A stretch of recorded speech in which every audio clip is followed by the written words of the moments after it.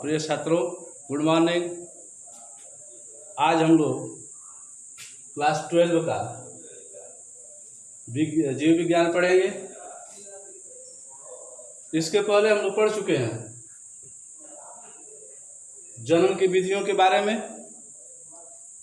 जनन की विधियां दो बताया गया है, अलैंगिक व लैंगिक विधि, जिसमें हम लोग अलैंगिक विधि के बारे में पढ़ेंगे। इसमें फर्स्ट जो अलैंगिक विधि है,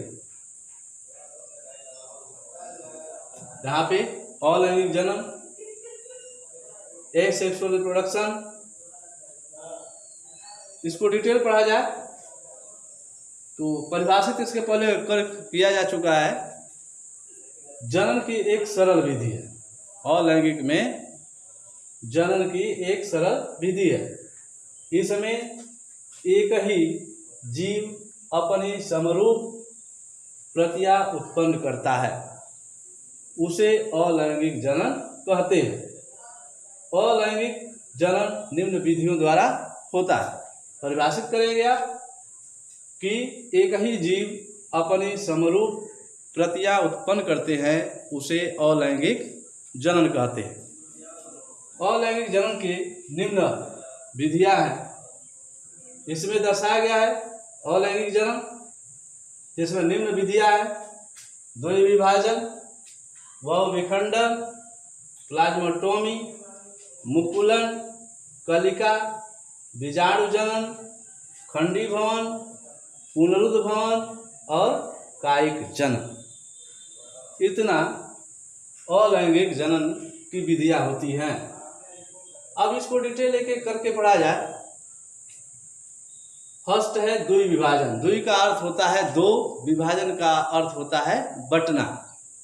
तो इसे द्वि विभाजन हेडिंग देंगे और इंग्लिश में लिखेंगे बाइनरी फिजन। कैसे इसको परिभाषित किया जाए? जनक जीव अनुकूल परिस्थिति आने पर दो भागों में विभाजित हो जाते हैं। प्रत्येक भाग से एक नए संतति का निर्माण होता है। द्विविभाजन में जो परिस्थितियां हैं अनुकूल है, उस समय विभाजित होकर दो भागों में विभाजित होकर नए संतति का निर्माण करते हैं। जैसे उदाहरण में है अमीबा, यूग्लिना, पैरामीशियम, जीवाणु या बैक्टीरिया तथा डायएटम्स आदि। ये तो हो गया द्वि विभाजन के बारे में। और दूसरा है बहुविखंडन। बहुविखंडन का अर्थ होता है बहुत सा विखंडन हो जाए तो उसे बहुविखंडन कहते हैं। इसमें बहुविखंडन में इस प्रकार के जनन में जनक अनेक छोटे छोटे खंडों में विभाजित होकर अनेक संतति जीवों को जन्म देते हैं। उदाहरण में है अमीबा, प्लाज्मोडियम आदि। ये तो बहुविखंडन का है। जनक अनेक छोटे छोटे खंडों में विभाजित हो जाता है और जितने भी खंड होते हैं तो वह नए संतति का निर्माण कर लेते हैं। उस प्रकार के विखंडन को वह विखंडन कहते हैं। तीसरा है प्लाज्माटोमी। प्लाज्माटोमी का अर्थ होता है एक बहुकेंद्रकीय जनक से बिना केंद्रक विभाजन के बहुकेंद्रकीय जीवों का निर्माण करते हैं। समझ में आ गया? इसमें केंद्रक विभाजन नहीं होता है। एक बहुकेंद्रकीय जनक से बिना केंद्रक के विभाजन के बहुकेंद्रकीय जीवों का निर्माण करते हैं। ये हो गया प्लाज्मेटोमी। चौथा है मुकुलन, बर्डिंग। मुकुलन का इंग्लिश है बर्डिंग। बर्डिंग का अर्थ है जनक से नए जीव की उत्पत्ति एक ऊर्ध्व या आउटग्रोथ के रूप में होती है। जैसे हाइड्रा हो गया, ईस्ट हो गया।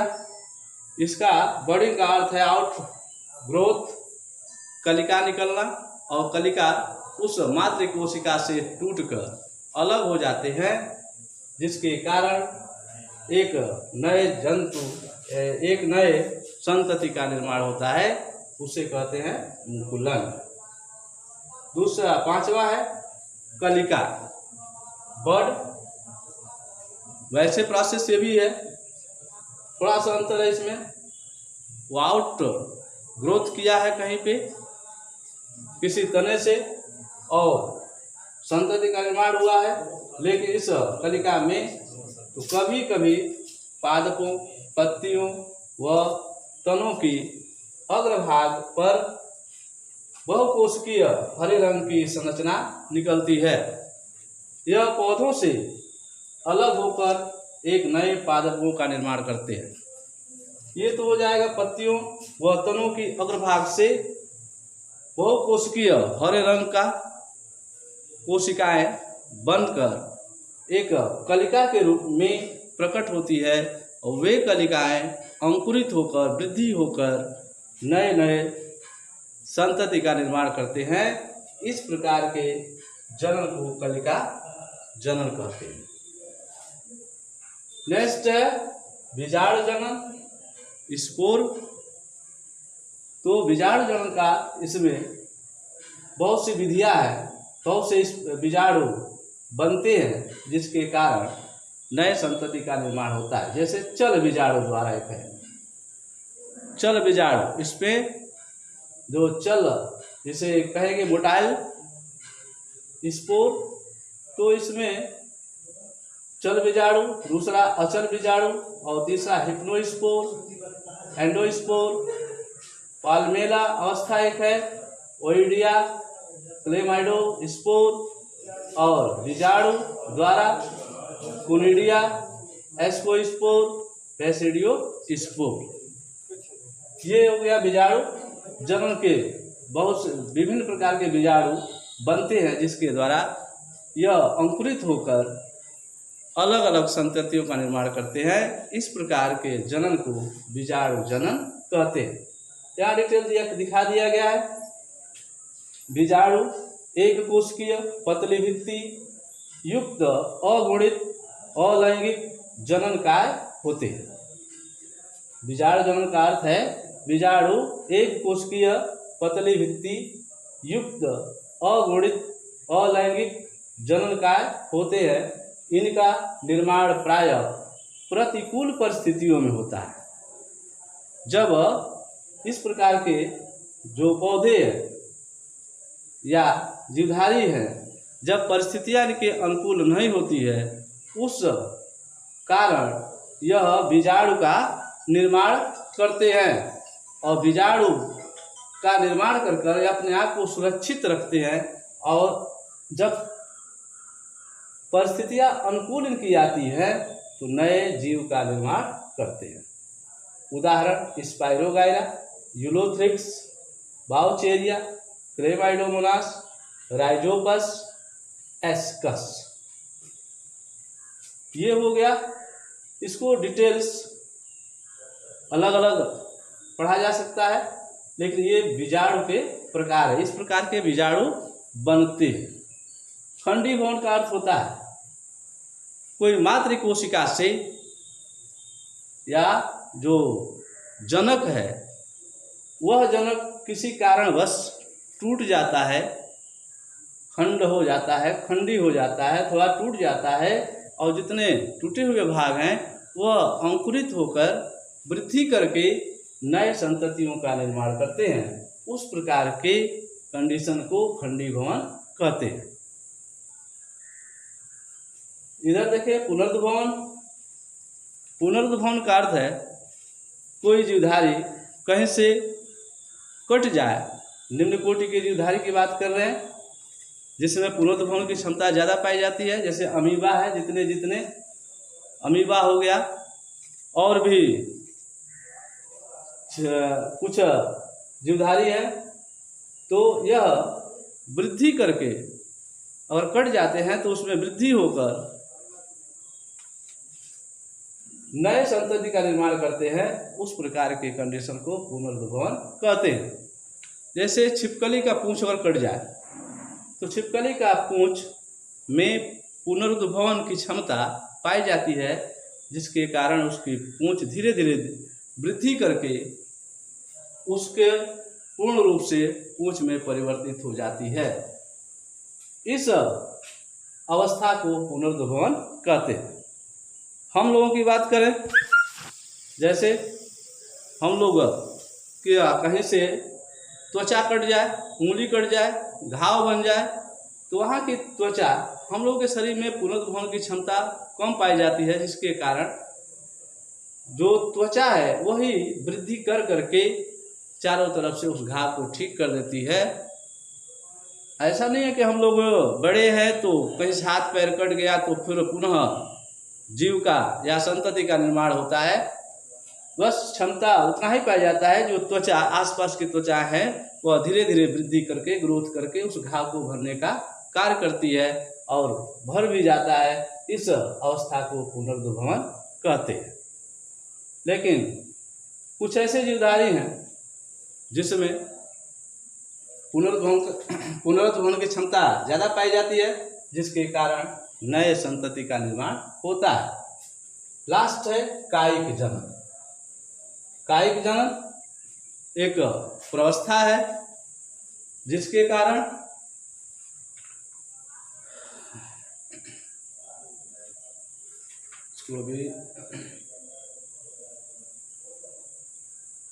मातृपादप के कायिक अंगों द्वारा नए पादपों के निर्माण को कायिक जनन कहते हैं। मातृपादप के कायिक अंगों द्वारा जो नया अंग है, कायिक अंग है, उनसे नए संततियों का निर्माण होता है। उस प्रकार के जनन को कायिक जनन कहते हैं। कायिक जनन दो विधियों द्वारा होता है। फर्स्ट है प्राकृतिक कायिक जनन और सेकंड है कृत्रिम कायिक जनन। प्राकृतिक का अर्थ होता है वह कायिक जनन जो प्राकृतिक या प्रकृति के द्वारा बनाई गई है, उस प्रकार के जनन को प्राकृतिक कायिक जनन कहते हैं। जैसे इसमें भी 3-4 विधियां हैं, 3-4 अंगों के द्वारा यह कायिक जनन होता है। पौधों की बात करें तो जड़ों द्वारा होता है, तना द्वारा होता है, पर्ण द्वारा होता है और पत्र प्रकलिकाओं द्वारा होता है। जड़ों का अर्थ है कुछ ऐसे पौधे जो जड़ों के द्वारा जनन करते हैं, उस प्रकार के कायिक जनन को जड़ों द्वारा, कायिक जड़ों द्वारा जनन कहते हैं। जैसे अमरूद हो गया, शीशम हो गया आदि। अमरूद के जड़ों से, शीशम के जड़ों से एक नए पौधे का निर्माण हो जाता है, यह जड़ों द्वारा होता है। तना की बात करें, तना में भी कायिक प्रवर्ध निकलता है। जैसे आलू हो गया तो आलू के हम लोग कहते हैं आँख है, तो वह प्रवर्ध हम लोग कहेंगे। तो आलू के जो प्रवर्ध निकले होते हैं, उस आलू के प्रवर्ध से नए संतति का निर्माण होता है। उस प्रकार के जनन को कायिक तना कायिक जनन कहते हैं।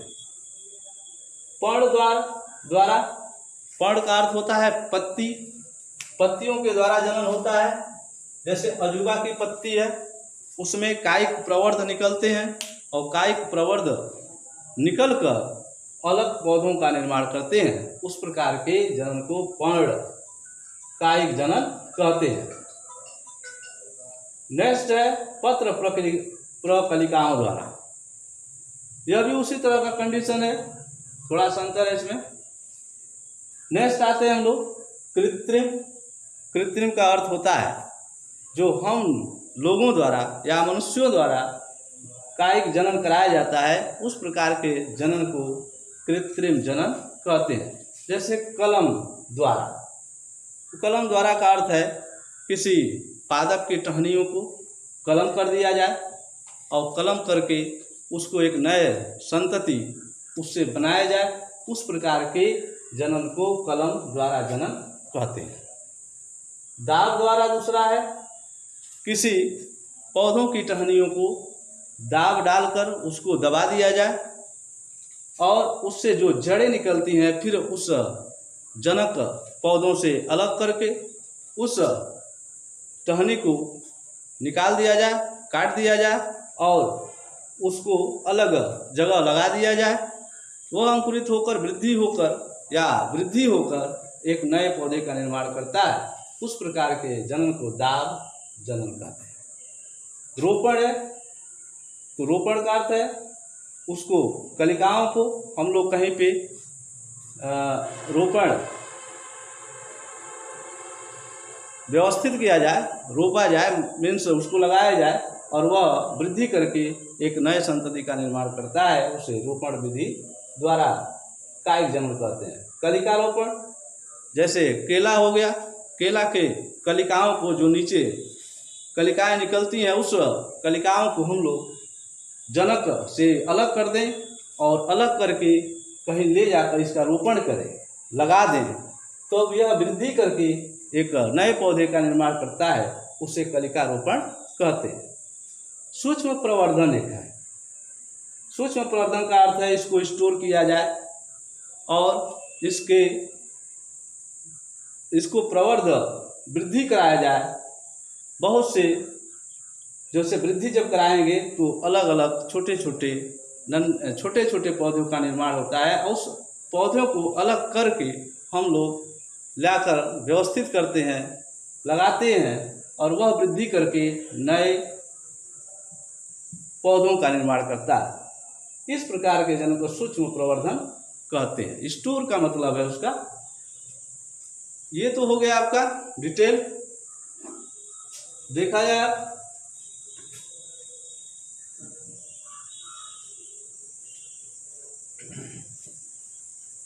हमें लाभ क्या है और हानियां क्या है, इकोनॉमिक इंपॉर्टेंस देखा जाए इससे।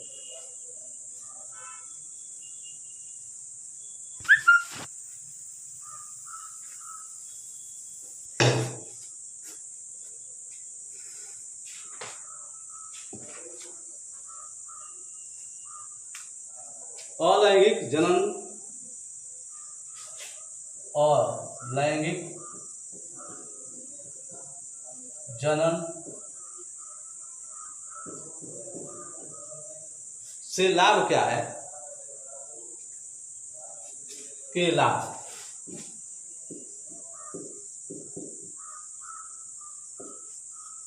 अलैंगिक से हमें निम्न लाभ है। फर्स्ट है, इसमें तो जनक से संतति का निर्माण हो जाता है। जनक से संतति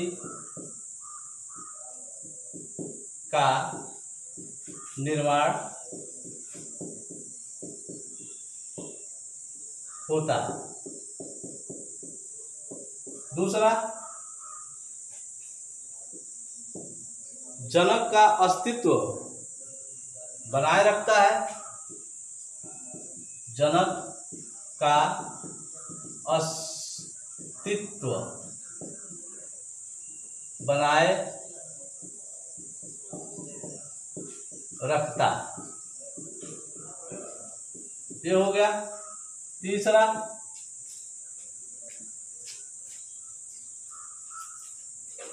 यह जनन समसूत्री विभाजन द्वारा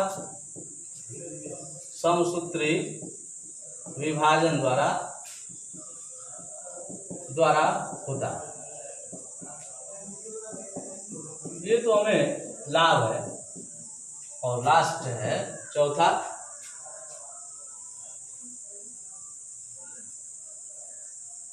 संततियों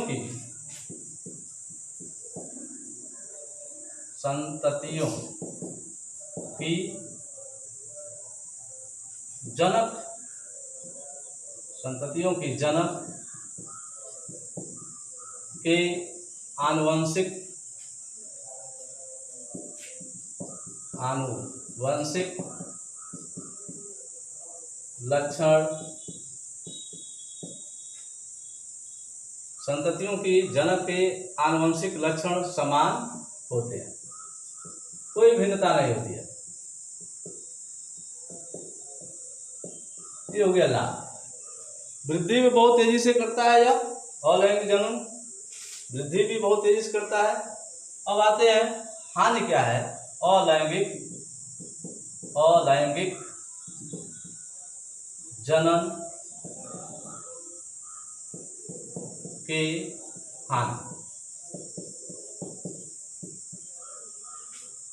हानि में यहां देखा जाए, यहां समसूत्री था लेकिन फर्स्ट है, यहीं से लिया जाए। यह जनन, इस जनन में अर्धसूत्री विभाजन नहीं होता है, अर्धसूत्री विभाजन नहीं होता है। दूसरा, अब क्या हो जाएगा, संततियों की जनक के आनुवंशिक लक्षण समान होते हैं, लेकिन इसमें समान होने के कारण है, अगर इसमें समान होते हैं तो हमें हानि क्या है, जो नई जाति की उत्पत्ति होती है, तो जब अर्धसूत्री विभाजन होता है तो क्रॉसिंग ओवर होने के कारण उसमें लक्षणों में भिन्नता पाई जाती है, और जिसके कारण वह नए जातियों का निर्माण करते हैं। यहाँ लिखेंगे नई जाति की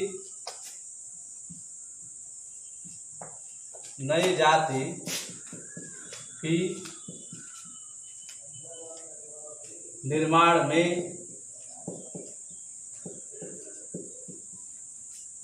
में सहयोग नहीं करता है, या नई जाति के निर्माण सहयोग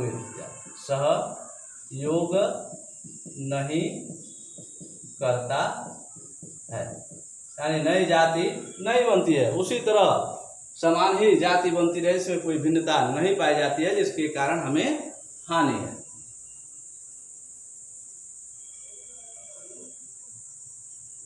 अब नेक्स्ट है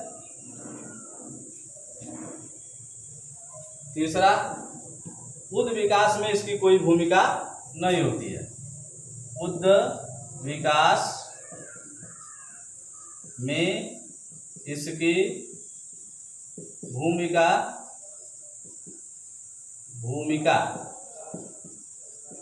नहीं होती है। ये हो गया, उद्द विकास में इसकी भूमिका नहीं होती है। इस प्रकार हम लोग अलैंगिक जनन के लाभ पढ़ लिए, अलैंगिक जनन के हानि पढ़ लिए। फिर इसके जो बाद वीडियो बनेगी लैंगिक जनन के बारे में पूर्ण रूप से बताया जाएगा। धन्यवाद।